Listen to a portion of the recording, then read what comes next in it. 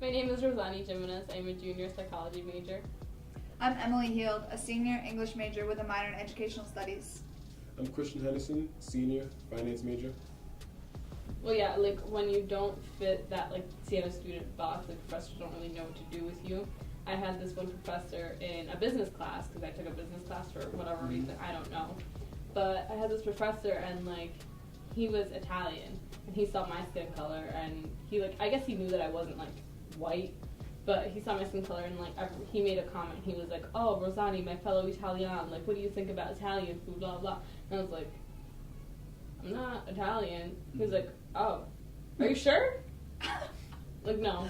I've been confused my whole life. I'm not Hispanic, I'm Italian. Thank you for telling me. Like, thank you so much for, like, opening up my eyes. Like, I don't know what to say. Like, what do you mean, am I sure? Like, yes, I'm sure I'm not Italian. Sorry. When he finally realized that I wasn't Italian, though, I was Hispanic, it was, like, on a separate, like, it was, like, 2-3 weeks later. And he was talking about hot sauce. And he looks at me, he goes, "So, Rosani, how about that hot sauce? You know, hot sauce?" And I was like, what? Like, just because I'm Hispanic doesn't mean I eat hot sauce. Like, Exactly. how do you, like, I don't know. At that point, like, I don't even know how to, like, tell him, like, "Oh, you're making me uncomfortable. Like, can you, like, stop, like, singling me out?" Because he would do that, like, with most people. Like, he would just single them out. But, like, when it came to me, it wasn't, like, it was different. It wasn't like he was singling me out as, like, a student. It was more like a race or, like, trying to, like, give me, like, an identity for, like, him to, like, feel better about it. Like, For my history class, we were talking about blacks and why Trump comments saying that stop and frisk was okay, and then there's this one white student that raised his hand and said, "Well, I do agree with the reason that there needs to be stop and frisk in those black neighborhoods because it's obvious that they're just prone to more crime. It's clear." And then, like me being one or two black people in the class and only black man, I had to raise my hand and really like kind of like set the tone and say that at the end of the day, there is more crime, but you can't just believe in raw stats as is because there's a reason why there is crime behind it because these neighborhoods and these environments were neglected for like generation in a long time, and for white students to not realize that and to just say, you know what, it is what it is now, and that's the way that's always been. Like it's no one's fault except their own because they're the ones in the neighborhood doing the crime, and you really can't put all the blame just on the current population because it's a lot of history that put that community together, and also how one company's stock price will be affected if this is after Trump got elected, will be affected after Trump's policy goes into place and if he builds the wall. And like he kind of said it in a joking manner, but he also kind of said it because it's actually a true case. If that happens for a company's stock price, and then this one student raised his hand and said, "Yeah, Trump, build that wall," and clapped. And then I looked at him and I was like, "Are you serious right now?" He said, "Yeah, because we need it to protect ourselves."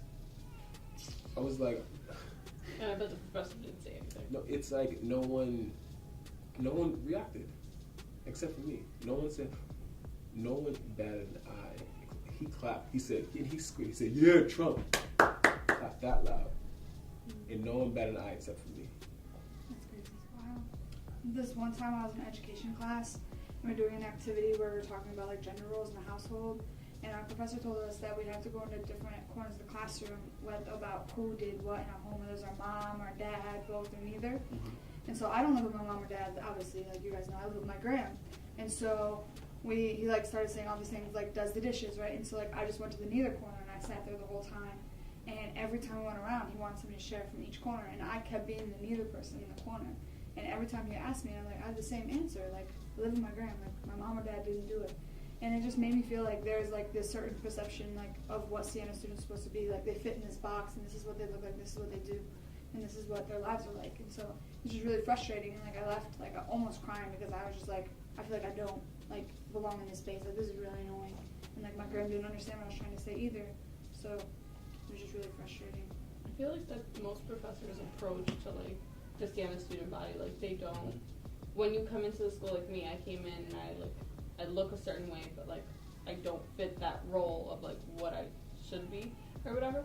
And once you don't fit the role that they understand is like the student like standard, then they don't know what to do with you. It's like their brain like doesn't know how to like change like a setting. Like they don't know like oh, like, you're white, you look white, like, shouldn't you be acting a certain way? I'm like, well, I'm an immigrant, I'm Hispanic, and yeah, I'm an ESL student, so, like, I don't fit any of the roles that you have for, like, a Siena student, so, like, what do I do now? How do you help me now?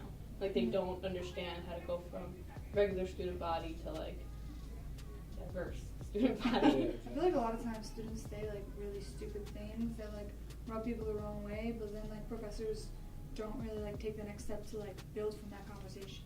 Exactly. That's one of the biggest issues because like it doesn't matter what I say to the student as much. Like yeah, it's gonna matter a little bit because I'm their peer and like we're at like kind of like the same level. Yeah. But like coming from like a higher like point of view, a higher authority almost like what the professor has to say is gonna matter more than what I have to say to the student. Like he's gonna see me as his equal. He's gonna be like, all right, you think that, I think this. Your point isn't valid. Exactly. Yeah. So like, what would it like to him? It didn't matter what you said. He obviously like was like, yeah, we need it. Like it's necessary. No, it's really not. But also like when professors don't say things, and that just sets a precedent that like I can say what I want in this classroom. And, like this is okay. Any classroom. And so then it infiltrates out into like our community too. yeah, exactly.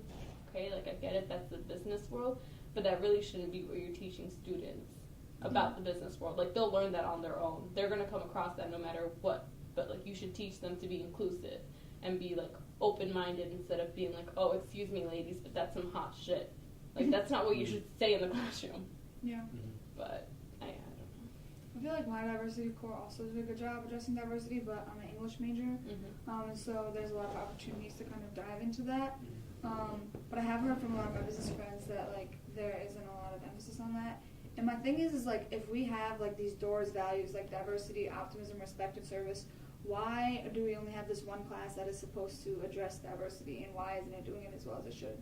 Like it's supposed to be an everyday thing, and so I think there's a lot of emphasis on like the respect and service, but like how can we like promote respect and service if we're not appreciating diversity on our campus every day? I feel like a lot of the responsibility of teaching diversity has fallen on like students. Like this semester and last semester through Damietta we did a lot of workshops for like diversity training. We did the like what would you do workshop and then the game of enlightenment this semester. And most of the classes that I've had to go into lately have been business classrooms. And like I get it, like it's a fun activity, it's a fun way for like students to learn about diversity, but it shouldn't fall on like just Damietta Center to teach them about diversity. Like this should be included throughout your curriculum, not just one day out of the entire semester where the whole class comes and does a workshop and like that's it, we fulfilled it, like it's over.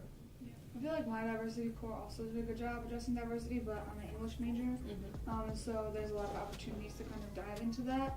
But I have heard from a lot of my business friends that like there isn't a lot of emphasis on that. And my thing is like if we have like these doors values like diversity, optimism, respect, and service, why do we only have this one class that is supposed to address diversity, and why isn't it doing it as well as it should? Like it's supposed to be an everyday thing, and so I think there's a lot of emphasis on like the respect and service, but like how can we like promote respect and service if we're not appreciating diversity on our campus every day? All right, so I definitely think that the business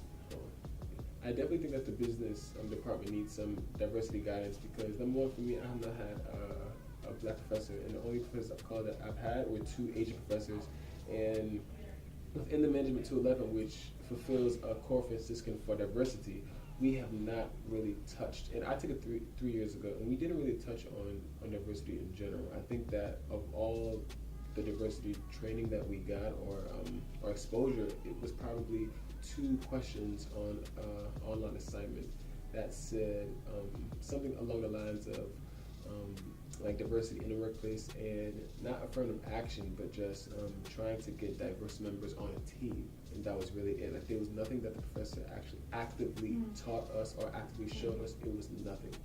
And me looking back on it, I thought that this semester I needed to enroll in a core Franciscan for diversity because I didn't think that class fulfilled it. Yeah, I didn't. So when I look back on it, when I saw CFD check, I thought from what? Like, how did I get this check? And I still remember me not learning anything from it. And it was very, very disappointing for me to be the only black person in that class and for diversity to just be brushed over like that. Like, it felt like I was brushed over. I think that's how most students feel in those diversity cores, and I feel like that's where the big push from the student body has come to, like, changed like how like, the cores are like taught or like looked at, because there was really a lack of like diversity in the diversity core. I actually took my diversity core last semester, and they did a really good job at like covering diversity, but it was diversity. It wasn't a business class; it was a social work class, so it was like it was really diverse. Like we really went into detail about like diverse cultures, diverse backgrounds, diverse like neighborhoods, like all that stuff, because it dealt with death. But like in business classrooms, there isn't a lot of that, because they're really like brushed over. Like this is the concept, this is what you need to learn, and that's it.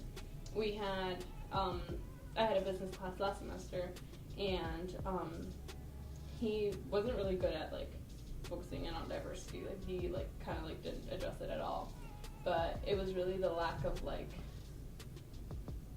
how do I say it? He wasn't really good at making students feel comfortable. He made some comments, and like I know like the business world is going to be like cutthroat, and like no one's really going to care about, oh, I hurt your feelings, but like they kind of should. Like that's how the world is moving now. Like he would make comments like, oh, that's some hot shit, like, oh, this, that, and the other, and I'm like, okay, like I get it, that's the business world, but that really shouldn't be what you're teaching students about the business world. Like they'll learn that on their own. They're gonna come across that no matter what, but like you should teach them to be inclusive and be like open-minded, instead of being like, oh, excuse me ladies, but that's some hot shit. Like that's not what you should say in the classroom. But I feel like a lot of the responsibility of teaching diversity has fallen on like students. Like this semester and last semester through Damietta, we did a lot of workshops for like diversity training. We did the like what would you do workshop, and then the game of enlightenment this semester.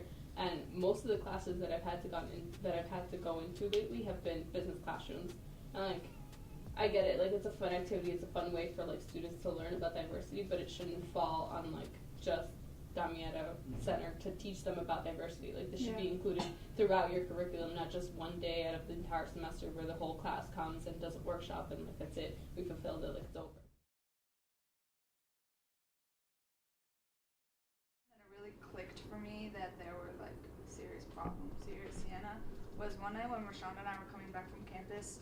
You know how you have to scan in like with public safety, so I keep my SANT card in like the back of my phone case, like behind my case, you can't even see it.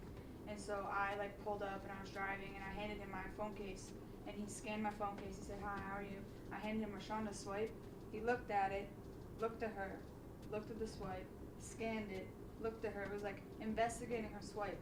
And I was like so confused. I was like, what's going on? And we talked about it a little bit afterward, and I was like, it was like mind-boggling for me.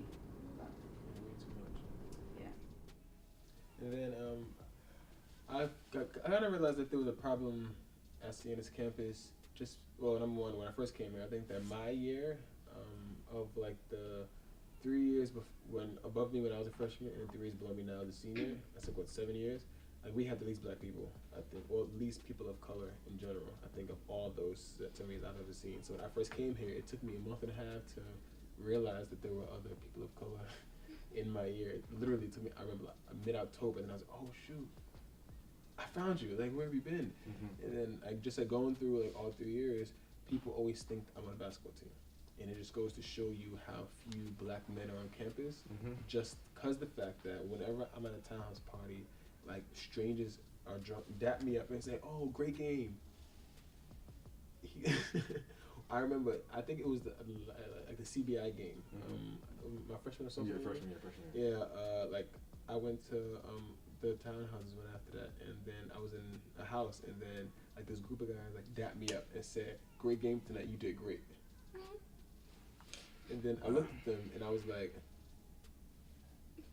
the fact that you told me that I did great. You did great. It makes you think that I was on that court. You saw me on the court. You saw my face on the court, and it really just goes to show you that if black people and black men in particular are not in HEOP or no, if they're here, then they're either in HEOP or on the ball team or some type of sports. Or some type of sports kid. Like we just can't go here.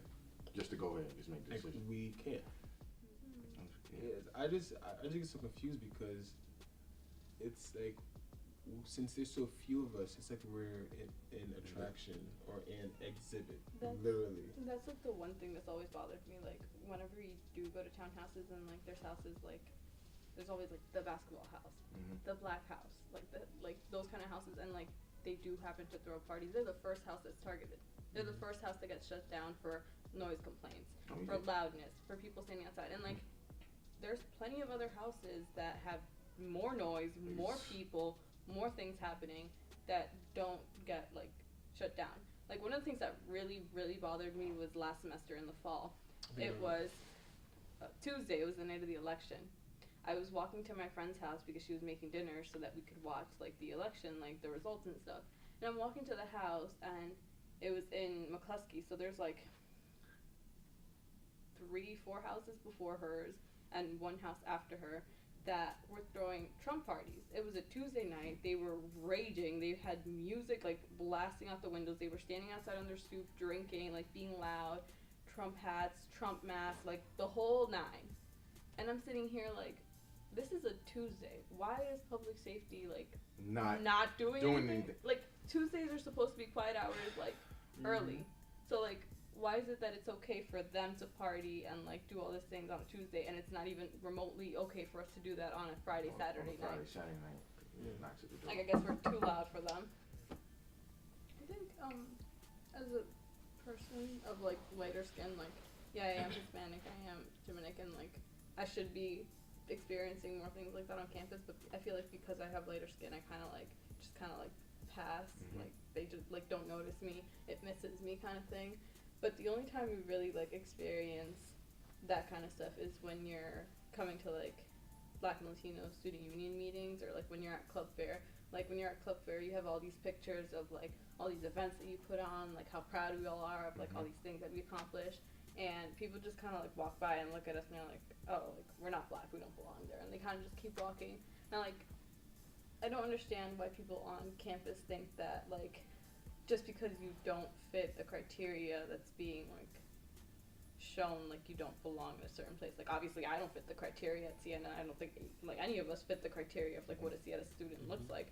But we're here nonetheless, and like we find our little niche within like the community. So like, I don't understand why it can't be the reverse for like other students, like why they can't find their little niche within us. Like we are definitely like super accepting to like all the students that are like around us.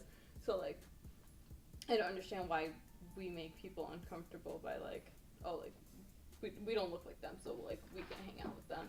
We do events, and like one of the events that we did last semester was the All Black Party. All Black Party is an all black attire party. People see the flyer, people see the like event postings, they're like, oh, all black, as in like only black people.